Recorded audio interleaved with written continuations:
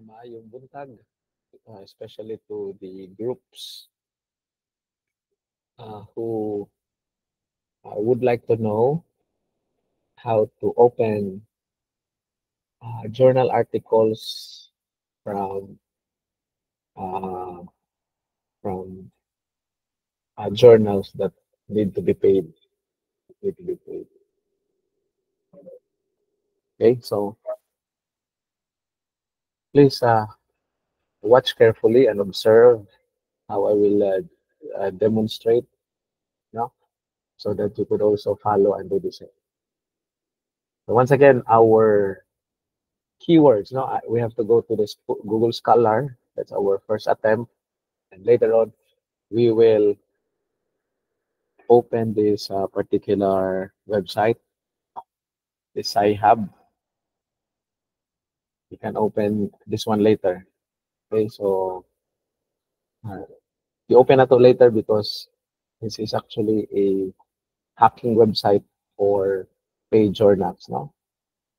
And find here and read first and foremost, no? Kung saan siya, and then this is the creator, so that you'll be able to understand how this Sci-Hub works. Okay, so our keyword once again is development and validation of, for example, efficacy, no? Efficacy scale. So if, again, no, if you will find a PDF right beside particular journal article. So we are in Google Scholar, so we are safe here, and we know that whatever is provided by Google Scholar here are research articles. Ako lang tong koreksyonan. That does not mean that you'll be accessing a paid article, then that is a better article over the accessible article. Meaning to say, dili ka kinahanglan mo bayad. I like to correct that. Even if those accessible, they are also good articles, no? Maybe, again, I'm doing this demonstration, aron lang maka-demo. You can actually open those things, no? But there are limitations, aniha, mga limitations. I'll tell you the limitations later on, and I will be demonstrating also, no, ang mga limitations, if in case it's indeed a limitation. So I would advise kung na mga PDF, then kani sa ang unahang tanaw. You try to view first, no? Browse first if these are good articles that describes the developed and validated scale of a certain variable. Okay, so to open the accessible, just click here, open, and then you'll be provided with the article. In this case, this is a development and validation of a student self-efficacy scale. Kindly write it, kindly read it, no, thoroughly, to be able to appreciate. Especially, ang imuha yung main concern here is to find out if there is a questionnaire. In this case, mo ang questionnaire. It's a 10-item questionnaire, and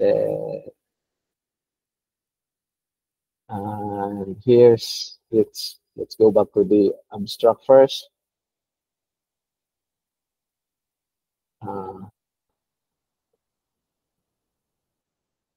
Highly significantly correlated at 0.70.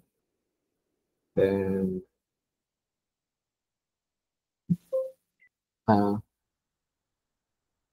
Cronbach alpha of the finals is 0.76, between 7.76 and 0.80. So it's therefore reliable. Cronbach alpha is a test of reliability. One of the tests whether scale is reliable or not.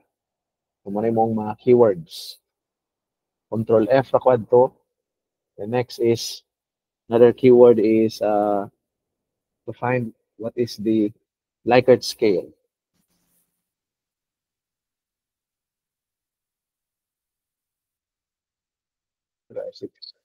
Ano na? Well, yung magawa sa word Likert. Okay. We just go to the skills development.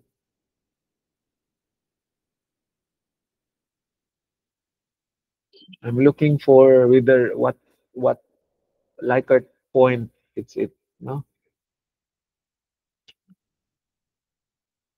Kasi lang, narinig, basahon lang na siya. So those are things that you have to consider checking as to nindot ba na siya nga scale mo. And again, it's reliability that we are looking at. So in case wala tay available PDF copy, so we will end up getting this one. Huh? And walay sulod, one and this one. So this is 2000, year 2001. So more likely, this could be accessible by Sci-Hub. This is now the limitation. Since Sci-Hub is an independent website, so it still rely on the available resources provided to Sci-Hub. Meaning to say, naay dapat mupalit sa article nga unaccessible o iyan ang i-donate ni Sci-Hub. That manner, Sci-Hub will have a repository for it so that others may access them. So, unsay limitation kanang mga wala na palit. Unsa may hinungdan sa wala na palit, more likely recency. Like for example, mga 2025, 2024 studies. So, more likely di kay na siya mo na mga limitation it Sci-Hub. Okay? So, let's try to find this one ha ato sa nintanan kung maablihan na to. Okay? Assured ba ko nga maabli again atong tanaw ni Sci-Hub. So what to do? You go to the link. Diri man ta mo palit no sa video. I mean sa journal article. So what to do is you always find this one and DOI. Every journal article it has its own DOI. What is DOI stands? Digital Object Identifier. It's like an ID of each article. So what to do? You copy, then you open Sci-Hub, and then paste. Okay? So, the same ni siya. This DOI, you paste it to Sci-Hub and then open. And then na open, therefore, Sci-Hub has a copy of this article. Then do not read. Take note, do not read the article here. Rather, save it. Right. Download, and then save it on another, save it on your desktop, I mean on your personal computer, and close Sci-Hub. Every time you are done with the downloading, you close it. Do not read on the website. Why? Because again, it's a hacker. So it's an illegal website. So that you can still open it, you need to close it immediately. So you can still open it, meaning to say, makagamit pa kaniya sa sunod, gamit mo. Ano man dahil sir kung imong mag-able lang siya. Remember, Sci-Hub is something that FBI is trying to locate, no? Iya din ang ipang disallow ang mga IP addresses na tagdugay kayo to siya nga maybe nag-investigate ka sa iya, trying to track kung asa siya located with. So muna, to be safe, after downloading, have it closed. Okay, so we have now the downloaded. Turang downloaded na to. So once again, sa teto ang interest, find whether it's reliable. So first and foremost, find whether there is a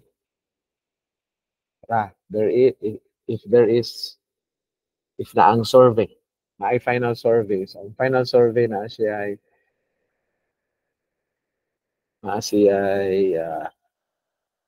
factors, no? Browsing, Therefore, naakay mga statement you can incorporate for your survey. Eh kung wa na, then chances are you will have a difficulty of getting it from the author. Can you contact the author? Yes, you may contact the author, but I do not know if the author will be providing you with the detail. But just try. Have I tried it? Yes, I've tried it, and the author replied. Kung ganahan mo, then you can also do the same. Okay, what's next? We find the Cronbach alpha. Cronbach alpha. Why Cronbach alpha? Because this is the kuan. Ano, a typical way to use typical of test, no? To use whether it's reliable or not. Although naapay lain such as iterator, the rest, no? So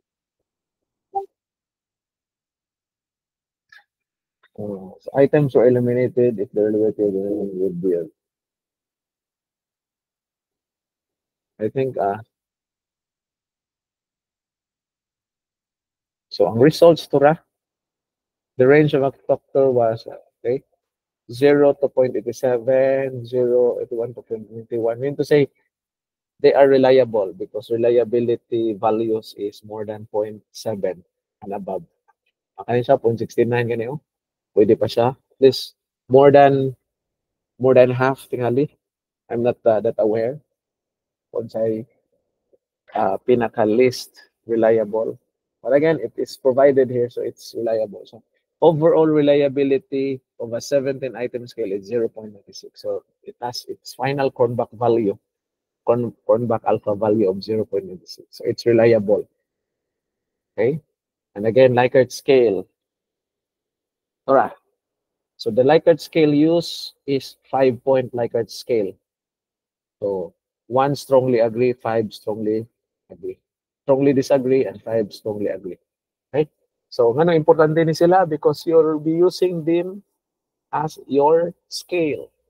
Mo siyang i-adapt. Do we need to change the items, sir? Tubaga na kay adaptive man nga nga no intervention sa tong part, then as much as possible because kay kung ate usbon diha will be looking once again its reliability results. So, mausab man kay nag-change man ito. So that wala tay repilot testing, then we have to make sure na atong gigamit are kato na jong preserved versions kung sa tuig gihimo sa author as is. Okay? This is one article. Another article, let's custom range it. By the way, this is another feature in Google Scholar. So if you want to have a more recent one, like for example, I want to have a 2021 to 2025 on efficacy scale. So just custom range here, and then you'll be provided with 2021 to 2025. Na yung mga versions na ma-open. Okay. Let's development and validation of a e-work scale to assess digital competencies in remote working. Okay. So this is a validation scale research article. Okay. So open link and open ba? View PDF. Open ra. Again, what are our keywords here? So Control F, Likert scale. So the Likert scale was 5-point Likert scale.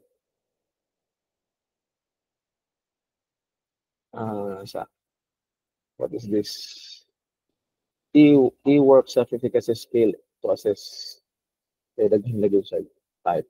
So you have to understand na they use different versions here. So what is the version being used? So I think di mao ba?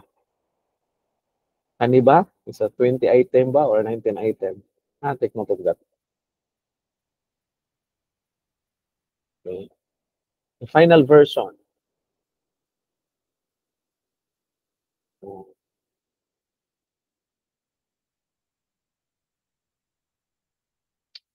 ta sa Cronbach Alpha. Ano, dili Cronbach Alpha yung gigamit to test, no?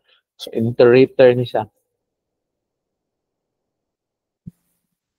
Iterator gamit.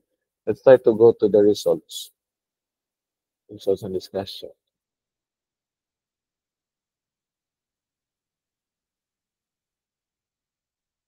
Ito pa sa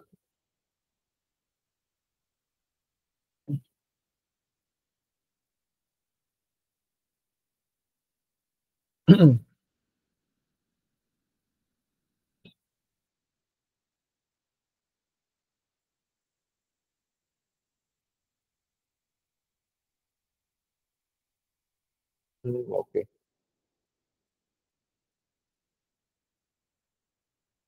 Final version of the scale.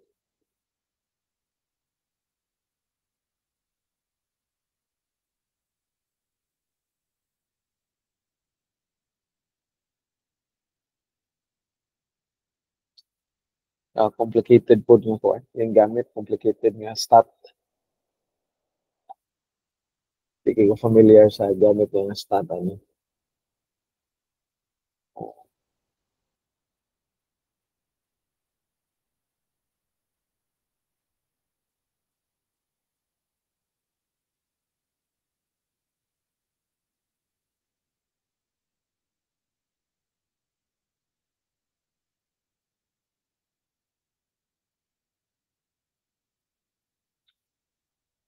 Okay, sige lang. If ever you can find an article that resembles this kind of article nga lisod siya pangitaon niya ang concepts of reliability, but makita ang scale. For example, mamaya ang scale, mamaya ang final version of the scale. Okay?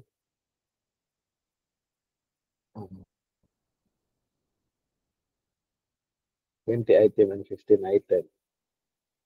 Okay? So naaiduha ka scale, 20 item and a 15 item scale.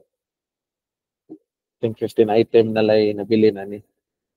We have to read this one thoroughly so that we could understand what is its final reliability. And again, try to read if it could be understood by in a Filipino mindset, no?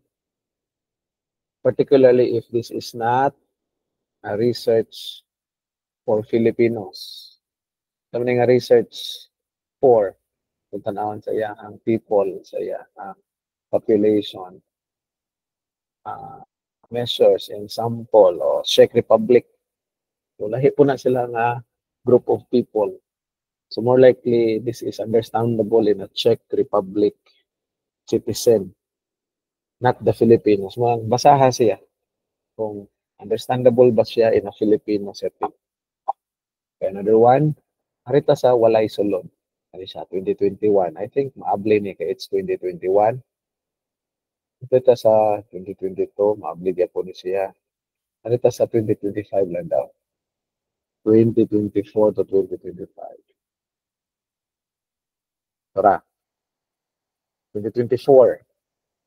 Walay sulod. Try na to go open eh.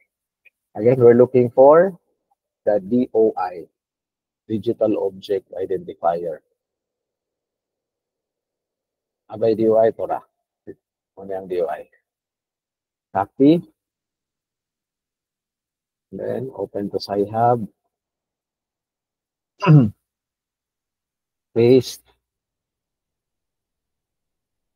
Okay, so unfortunately, Sci-Hub does not have the requested document. So this is an example of an article which cannot be opened by Sci-Hub. Kasi lang, let's try to find another version of it. Kaya daghamin na siya version. It has versions, no? 2 versions. Kasi kasabutan ng version there, na ay version from EBSCO host, na po version from RPP net. Ano dato tanaan? Kaninga version. Okay. Para ya, ano naman din? PDF. Di ba? Na-open na. So wala siya sa wala taning open og Sci-Hub na, but because there is another version na free and open access din siya.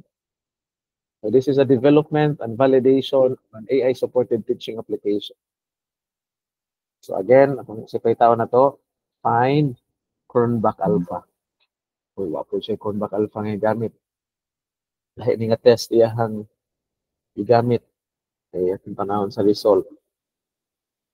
So naang item mo, naang mga items. So you can use this one if your study is related to this.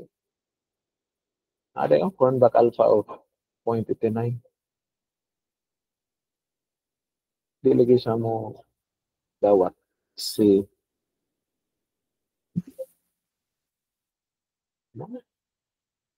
yung spelling na rin ko. And Likert scale.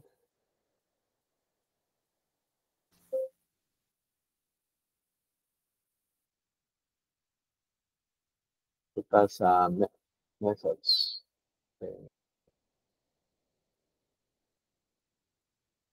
Okay. Ako nabasahon. Let's find another one. Ano eh? 2024. Let's try to open this one. Again, we're looking for its DOI. Ano yung DOI? Copy link address, pero naman siya PDF ko. You have to pay. Kita ka access na. You have to pay. Go to Sci-Hub. And then paste, open. So Sci-Hub does not have the article. Pero nato siya other versions. Let's take a look at if we can open the other version. There are 4 versions of which ano daw.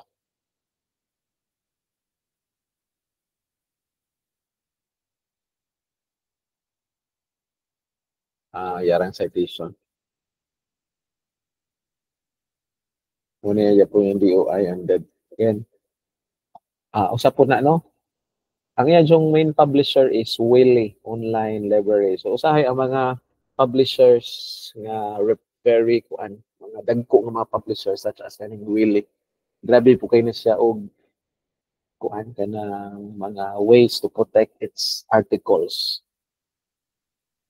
Sagaran dili ma-hack ni Sci-Hub or walay ni donate to Sci-Hub from Willy's Online Library.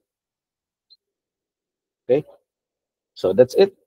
Hopefully nakatabang siya nga tutorial demonstration how to open articles from paid publishers. That would be all. Salamat.